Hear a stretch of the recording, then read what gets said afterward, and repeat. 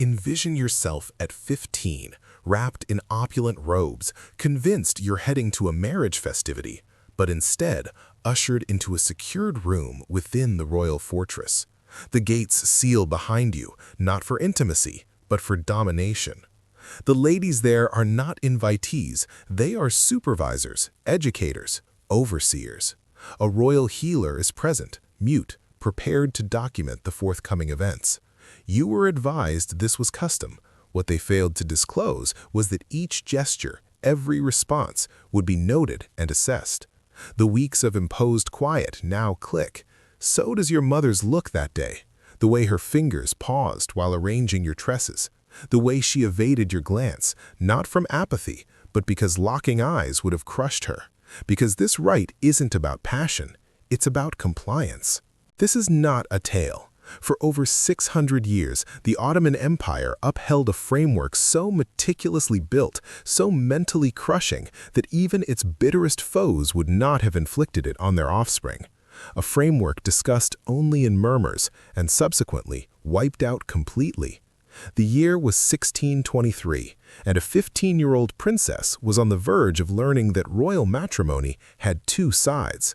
The outward one, festivities, melodies, prayers, riches, and the inward one, conducted behind locked portals, logged in hush, and recalled only by those it shattered.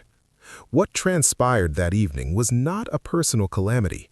It was the concealed price of authority, a price every sultan's daughter was required to bear. But why did such a system exist at all? When this tale hits the part that disturbs you the most, stop and share where you're viewing from, because no one should face this by themselves. Now come back with me to the empire proper. For more than 6 centuries, from 1299 to 1922, the Ottoman Empire extended like a boundless sea over 3 continents. Its forces roared from the barriers of Vienna to the sands of Yemen. After the conquest of Constantinople in 1453, the city was remade into Istanbul, the pulsating core of sovereign might, and Topkapi Palace emerged as its most splendid emblem. Within those ornately decorated walls, the destiny of countries was determined, but in the shadows, the destiny of spirits was locked. Hidden behind lattice screens and infinite hallways, the imperial harem created a separate realm, a closed cosmos where over 800 women resided at its peak magnificence. Every inhalation was monitored, every motion weighed. Progress and ruin often hinged on one wrong step. By 1530, when the title of Haseki Sultan was conferred upon Hurrem, the harem became more than a household area. It was an arena of partnerships, aspiration, and silent battles fought without blades. Concubines, mostly Christian prisoners captured from Europe or bought in North African bazaars, entered the palace deprived of their history, but holding on to aspiration. Their days were packed with tunes, verses, needlework, and ceremonial submission, all in pursuit of a single delicate chance, attracting the Sultan's notice. Ironically, many of these enslaved females had more roots to sway and even liberty than the daughters born at the pinnacle of authority, because royal lineage came with its own cage. How could slaves have more freedom than princesses?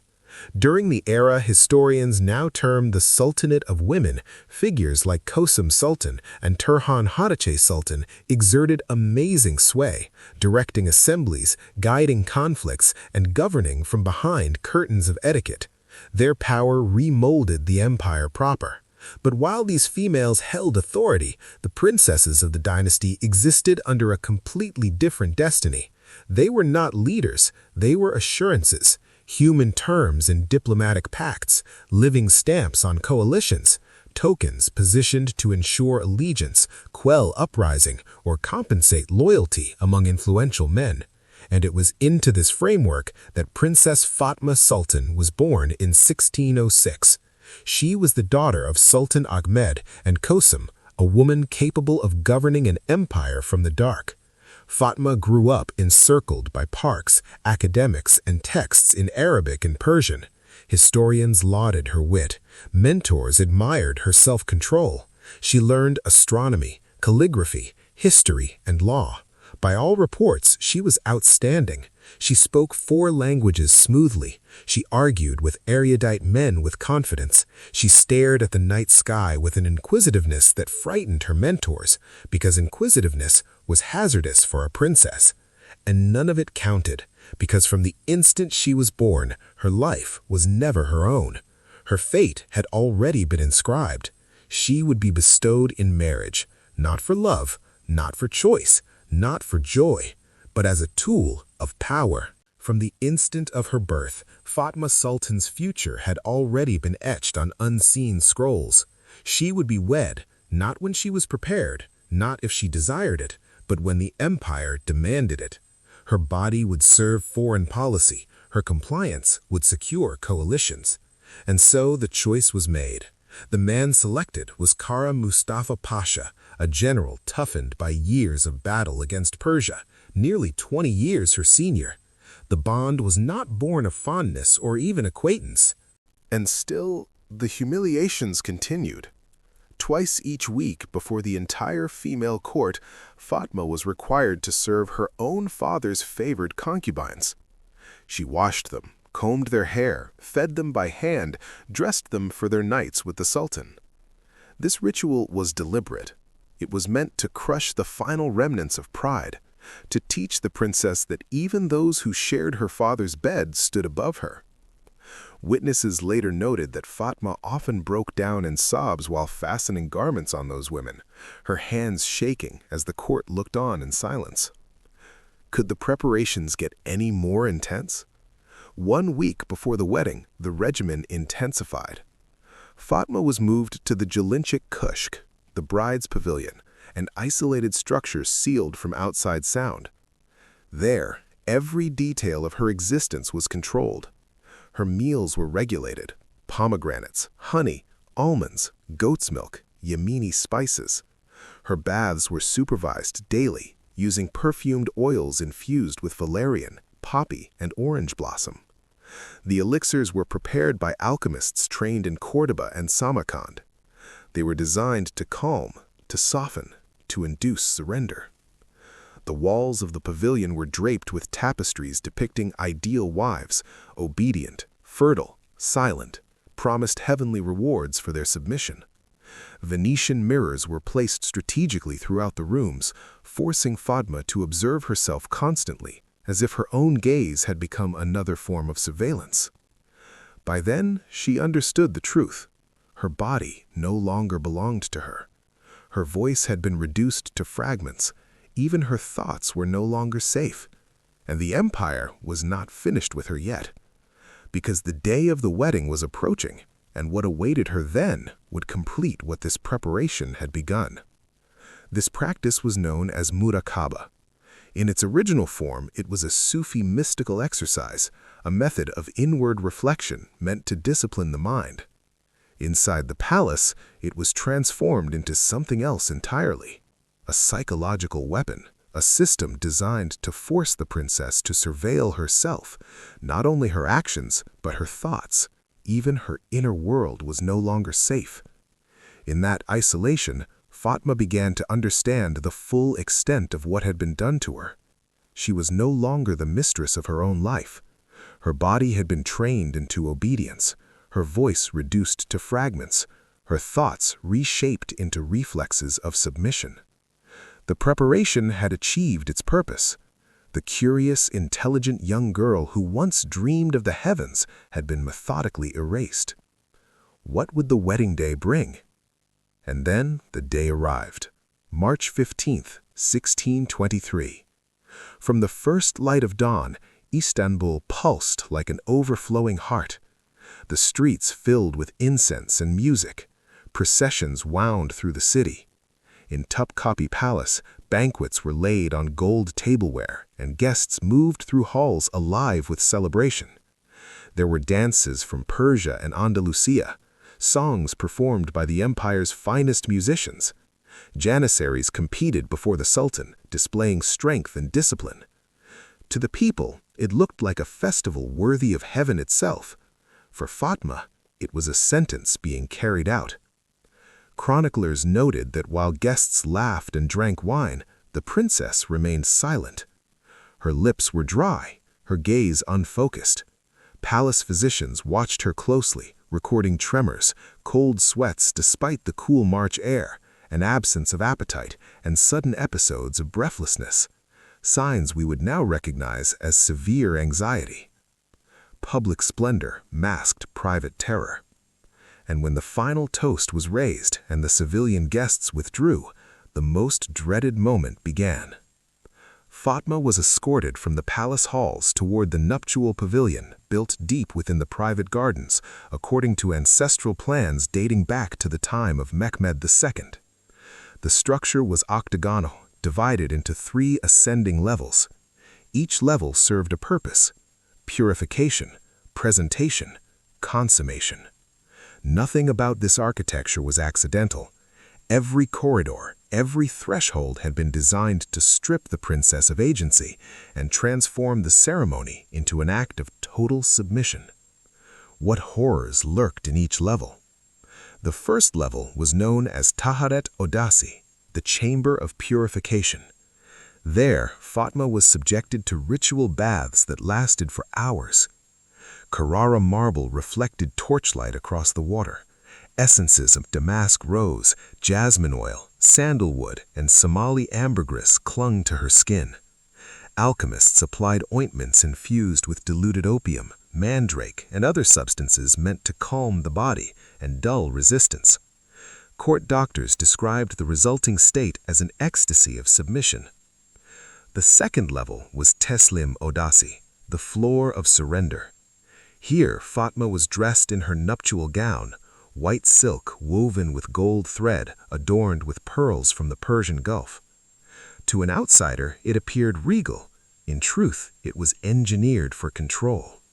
Hidden cords and internal fastenings restricted movement. The crown's weight limited her posture. Anklets and bracelets subtly constrained her steps. Thick-soled shoes made escape impossible. The garment was a prison disguised as splendor.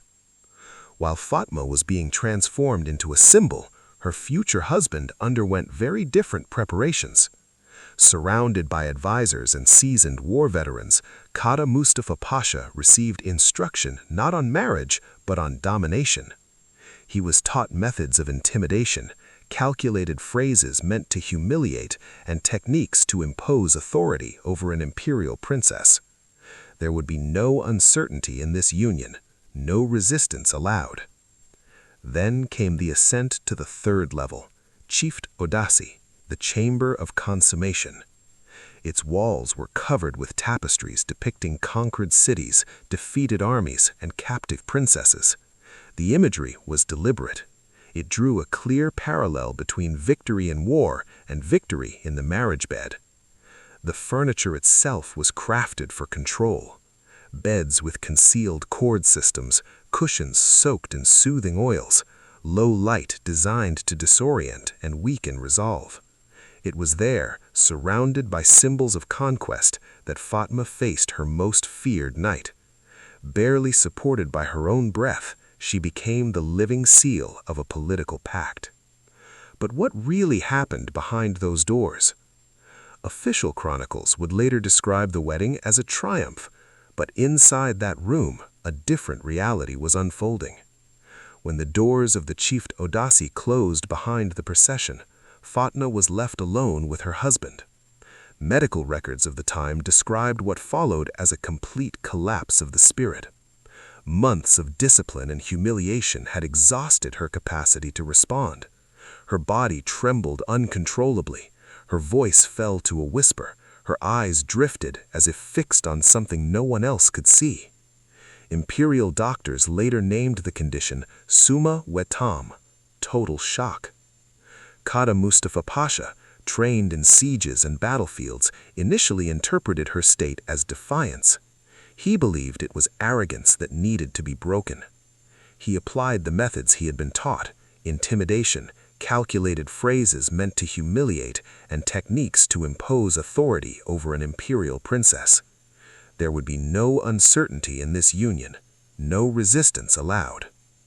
But no rebellion to overcome, only emptiness. Fatma was no longer present. Her mind had retreated into deep dissociation, abandoning the body as a final means of survival.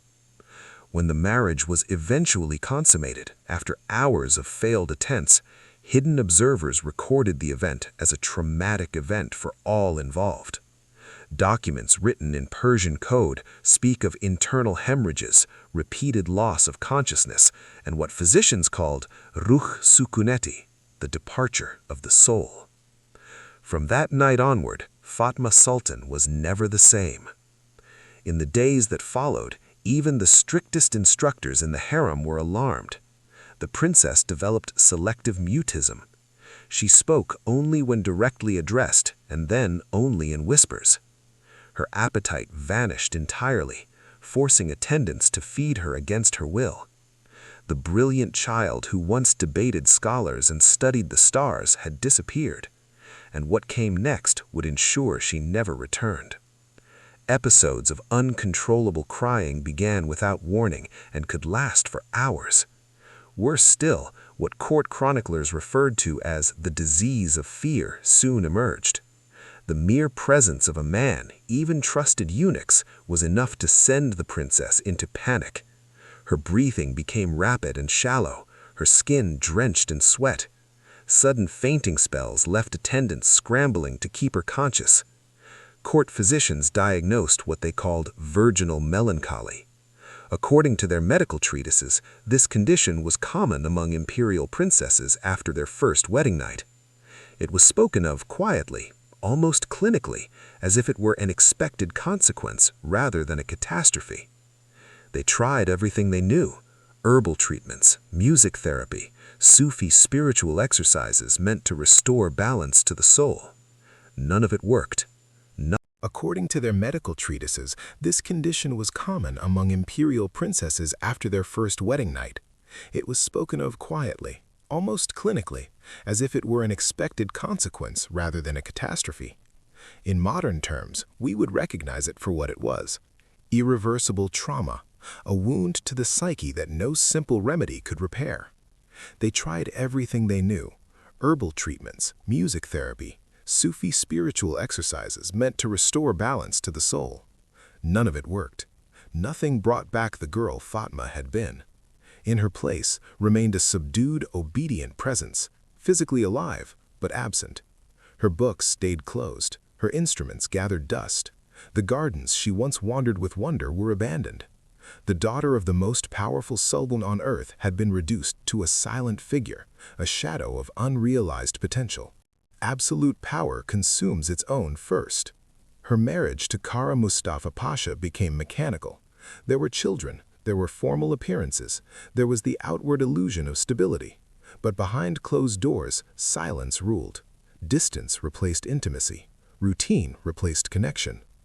According to later memoirs, the Pasha himself sought escape through military campaigns and opium, attempting to silence the guilt of having played his role in a ritual that destroyed the woman he married. Fatma Sultan lived 29 more years after that night. She became an ornament at ceremonies, an obligated mother, a wife without a voice. Her death came in 1652, officially attributed to a brain fever. It occurred on the anniversary of her wedding. For many within the palace, this was no coincidence. To them, it felt as though the weight of memory had finally closed in on her soul. And Fatma's fate was not an anomaly. It was a pattern. Palace archives recovered centuries later reveal that dozens of Ottoman princesses endured similar destinies. Some were marked permanently by mutism. Others attempted escape through suicide or madness. A few vanished from official records altogether, as if they had never existed. The imperial machine, so meticulous in its protocols, was equally skilled at erasing inconvenient lives. Euphemisms replaced truth. Silence replaced names. Recently translated documents speak of princesses who faked their own deaths to avoid a second marriage, of others who devised secret codes to communicate with sisters trapped in similar circumstances, and of a rare few who, with astonishing courage, petitioned the Sultan directly for divorce, defying a system that appeared unbreakable. These stories, buried for centuries in forbidden archives, reveal something crucial. Resistance never fully disappears in darkness. The tragedy of Fatma Sultan and of so many like her exposes an uncomfortable truth. Absolute power does not always protect those closest to it.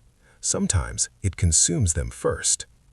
While the outside world imagined Ottoman princesses surrounded by luxury and privilege, the reality was an invisible chain engineered with precision, enforced through ritual, and justified in the name of empire. What we were taught as fairy tales were in truth political constructs that devoured the Sultan's own daughters. And that leaves us with a final question. How many other secrets remain hidden inside palace archives across the world? What dark rituals were concealed within European courts, Russian dynasties, or Chinese imperial households? What price did women truly pay to uphold the greatness of empires? Could similar stories lurk in other histories? If Fatma's story has stayed with you, join us for the next revelations. Like this video if you want more hidden history, and subscribe to The Historian Fact. Share this story with those who deserve to know what history tried to bury. And leave a comment naming the queen or princess whose fate you want uncovered next. Because only by exposing these hidden truths can we finally hear the voices the power works so hard to silence.